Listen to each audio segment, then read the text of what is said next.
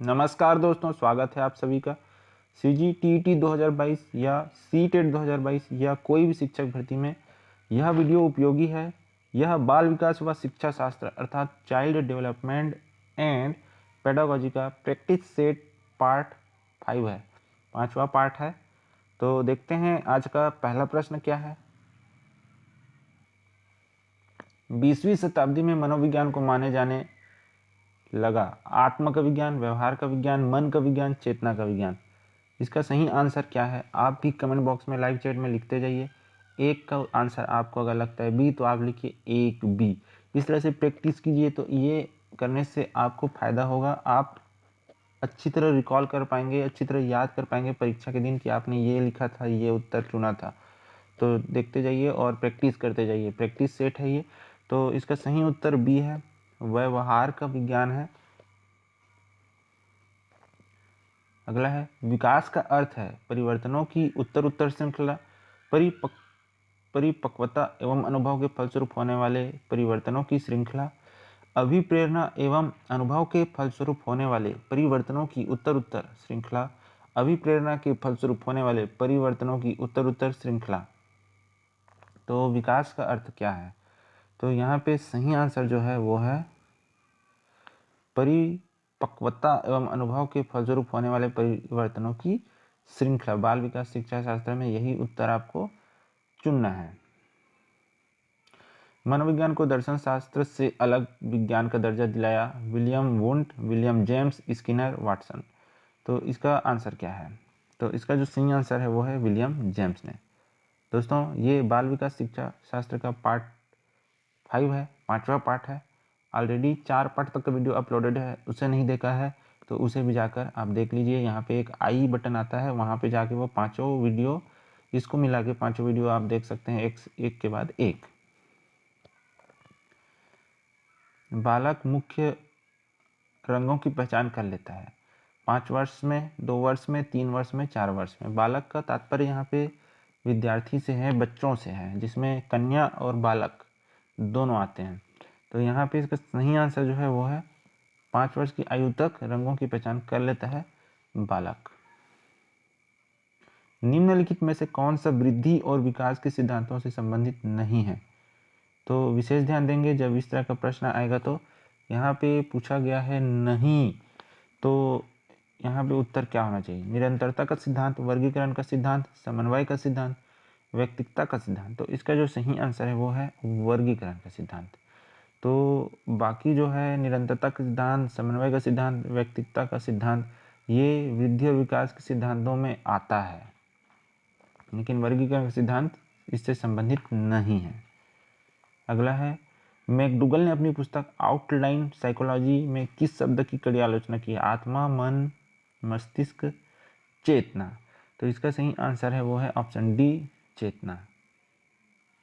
ठीक है दोस्तों, इसी में प्रश्न ऐसे भी बन सकता है कि आउटलाइन साइकोलॉजी पुस्तक किसने लिखी है, और मनोवैज्ञानिकों का नाम रहेगा मैकडूगल, वाल्गोस्की, पियाजे, स्किनर। तो ये भी याद रखना है, मैकडूगल ने लिखी है। बाल मनोविज्ञान के अनुसार शिक्षा के क्षेत्र में मुख्य स्थान है बालक का, प्रशासक का, अध्यापक का, अभिभावक का। इसका सही आंसर क्या होना चाहिए? तो बहुत ही आसान प्रश्न है, बालक का ही मुख्य स्थान है। बालक का तात्पर्य विद्यार्थी से है, बच्चों से है, जिसमें लड़का लड़की दोनों शामिल हैं। छोटे छोटे वाक्यों को बोलना तथा 3 पहियों की साइकिल चलाना यह कार्य किस अवस्था में होता है? शिशुवावस्था, बाल्यावस्था, किशोरावस्था, प्रौढ़ावस्था। तो इसका एकदम आंसर सरल है, बाल्यावस्था में ही होता है ये। बाल्यावस्था नहीं, इसका जो सही आंसर है वो है शिशुवावस्था। छोटे छोटे वाक्यों को बोलना तथा 3 पहियों की साइकिल चलाना यह कार्य, तो ये शिशुवावस्था में होता है दोस्तों। ठीक है, जब स्कूल जाना वो सीखा भी नहीं रहता, वो शिशुवावस्था में होता है उस समय। तब वो कुछ कुछ वाक्य मुँह से निकालना शुरू कर देता है, माँ, पा, और 3 पहियों वाली जो होती है गाड़ी, उसमें वो चलना सीख जाता है। मनोविज्ञान का जन्म किसके समय दर्शन शास्त्र के अंग के रूप में हुआ? प्लेटो, अरस्तु, बर्कली, वाटसन। तो ये सभी मनोवैज्ञानिकों के नाम हैं और विदेशी मनोवैज्ञानिकों के नाम हैं। तो इसका जो सही आंसर है वो है अरस्तु। तो राइट आंसर है अरस्तु। एक बच्चे की वृद्धि और विकास के अध्ययन की सर्वाधिक अच्छी विधि कौन सी है? मनोविश्लेषण विधि, तुलनात्मक विधि, विकासी विधि, सांख्यिकी विधि। तो इसका सही आंसर क्या है? इसका सही आंसर है ऑप्शन सी, विकासी विधि। शिक्षा मनोविज्ञान के मुख्य तत्व हैं शिक्षार्थी, सीखने की प्रक्रिया, अध्यापक, सभी।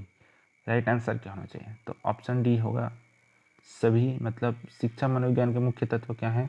शिक्षार्थी है, सीखने की प्रक्रिया है, अध्यापक है। निम्न में से किस घटना की ओर बालक सर्वप्रथम आकर्षित होना प्रारंभ करता है? प्रकाश, मां, ध्वनि, भोजन। तो राइट आंसर क्या है इसका? इसका राइट आंसर है प्रकाश। व्यक्ति की विभिन्नता के मिलन के संबंध में एक अध्यापक की भूमिका होनी चाहिए।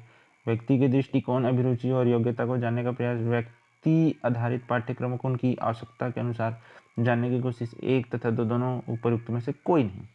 तो इसका सही आंसर क्या है? इसका सही आंसर है ऑप्शन सी, एक तथा दो, दोनों। व्यक्ति विभिन्नता के मिलन के संबंध में एक अध्यापक की भूमिका होनी चाहिए। व्यक्ति के दृष्टिकोण, अभिरुचि और योग्यता को जानने का प्रयास, व्यक्ति आधारित पाठ्यक्रमों को उनकी आवश्यकता के अनुसार जानने की कोशिश। तो ए और बी। सर्वप्रथम मनोविज्ञान को किस विषय के अध्ययनकर्ता के रूप में स्वीकार किया गया? मन, आत्मा, चेतना, व्यवहार। इसका सही आंसर है ऑप्शन बी, आत्मा। सर्वप्रथम आत्मा विषय के अध्ययनकर्ता के रूप में स्वीकार किया गया, लेकिन अब ये व्यवहार का अध्ययन माना जाता है। निम्न में से कौन सा मूल्यांकन के त्रिकोण का भाग नहीं है? शैक्षिक उद्देश्य, मूल्यांकन, शिक्षण अनुभव, अधिगम अनुभव। तो पूछा गया है नहीं, नहीं है उसे बताना है। तो इसका जो सही आंसर है वो है शिक्षण अनुभव। मूल्यांकन के त्रिकोण का भाग शैक्षिक उद्देश्य है, मूल्यांकन है, अधिगम अनुभव है, लेकिन शिक्षण अनुभव नहीं है। तो कौन कौन से तीन है? शैक्षिक उद्देश्य, मूल्यांकन और अधिगम अनुभव, ये मूल्यांकन के त्रिकोण है। बालक की जिज्ञासा को किया जाना चाहिए? दमन, शांत, उत्तेजित, सक्रिय। अच्छा प्रश्न है और सरल भी है। उत्तर हमेशा इसका पॉजिटिव ही रहेगा, मतलब शांत। दमन नहीं करना है, उत्तेजित नहीं करना है, सक्रिय नहीं करना है।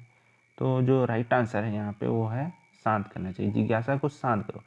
छोटे बच्चे बहुत ज़्यादा प्रश्न करते हैं, तरह तरह की प्रश्नों को पूछते हैं, तो ठीक है, सक्रिय भी ठीक है, शांत भी ठीक है, लेकिन सक्रिय और शांत में आपको शांत ज़्यादा उचित आंसर है। तो ऑप्शन बी इसका आंसर होगा। दमन तो बिल्कुल हो ही नहीं सकता, उत्तेजित भी नहीं करना है। शांत या सक्रिय दोनों सही, लेकिन शांत ज़्यादा उचित है, दोनों में चुनना है। तो निम्न में से कौन सी समस्या शिक्षा मनोविज्ञान के क्षेत्र में आती है? शिक्षकों की अनुपस्थिति, विद्यालयों में बच्चों का कम नामांकन, शिक्षा का गिरता स्तर, शैक्षणिक पिछड़ापन। तो इसका सही आंसर क्या है? इसका सही आंसर है शैक्षणिक पिछड़ापन। तो यहाँ पे शिक्षा मनोविज्ञान के क्षेत्र में आती कौन सी समस्या? तो शिक्षकों की अनुपस्थिति नहीं, विद्यालयों में बच्चों का कम नामांकन नहीं, शिक्षा का गिरता स्तर नहीं, शैक्षणिक पिछड़ापन। शैक्षणिक पिछड़ापन जो है शिक्षा मनोविज्ञान के क्षेत्र में आती है, समस्या है। थार्नडाइक के व्यक्तित्व के वर्गीकरण का आधार है शारीरिक गठन और शकल सूरत, रचनात्मक और मौलिकता, समायोजन और बुद्धि, चिंतन और कल्पना। तो इसका सही आंसर क्या है? इसका सही आंसर है ऑप्शन डी, चिंतन और कल्पना। थार्नडाइक के व्यक्तित्व के वर्गीकरण का आधार। थार्नडाइक मनोवैज्ञानिक हैं, उन्होंने व्यक्तित्व के वर्गीकरण को का जो उनका आधार है वो है चिंतन और कल्पना। शिक्षा के प्रति मनोविज्ञान का सबसे महत्वपूर्ण योगदान निम्न में से कौन सा है? शिक्षा के महत्वपूर्ण लक्ष्यों का पता लगाना, व्यक्तिगत गुणों के आधार पर शिक्षार्थियों का विभाजन, मानव व्यवहार का ज्ञान प्रदान करना, अध्यापक द्वारा उचित शिक्षण विधियों को अपनाने में सहायक होना। तो इसका जो सही आंसर है वो है ऑप्शन डी, अध्यापक द्वारा उचित शिक्षण विधियों को अपनाने में सहायक होना, इसका राइट आंसर है। भारत में बाल विकास की शुरुआत कब हुई? 1930, 1887, 1879 या 1590। तो इसका सही आंसर क्या है? तो इसका सही आंसर अच्छा सरल है, इन चारों ऑप्शन में 1930 ही होगा। तो 1930 में बाल विकास की शुरुआत हुई थी दोस्तों आपने चैनल को सब्सक्राइब नहीं किया है तो लाल कलर का सब्सक्राइब बटन दिख रहा होगा, उसे दबाइए। फिर आपके सामने घंटी का चिन्ह दिखेगा, बेल आइकन दिखेगा, उसे दबाइए ताकि आपको आने वाले वीडियो की जानकारी मिल सके। दोस्तों आपको एक ऐसा चिन्ह दिखेगा, उसे दबाने पे डिस्क्रिप्शन खुलेगा जहां टेलीग्राम, फेसबुक और अन्य लिंक दिखेंगे जिससे आप उन ग्रुप में जुड़ सकेंगे। दोस्तों कमेंट बॉक्स में आप लिखिए, सजेशन है वो लिखिए, प्रश्न है वो लिखिए, कोई डाउट है वो लिखिए और शेयर कीजिए फेसबुक, व्हाट्सएप, टेलीग्राम, लाइक ज़रूर कीजिए ज़्यादा से ज़्यादा। इससे आपके लिए और भी वीडियो बनते रहेंगे और भी छोटी छोटी जानकारियाँ, बड़ी जानकारियाँ सब आपको प्रोवाइड किया जाएगा और आपकी मदद की जाएगी। इसलिए लाइक ज़रूर करें, शेयर ज़रूर करें। धन्यवाद।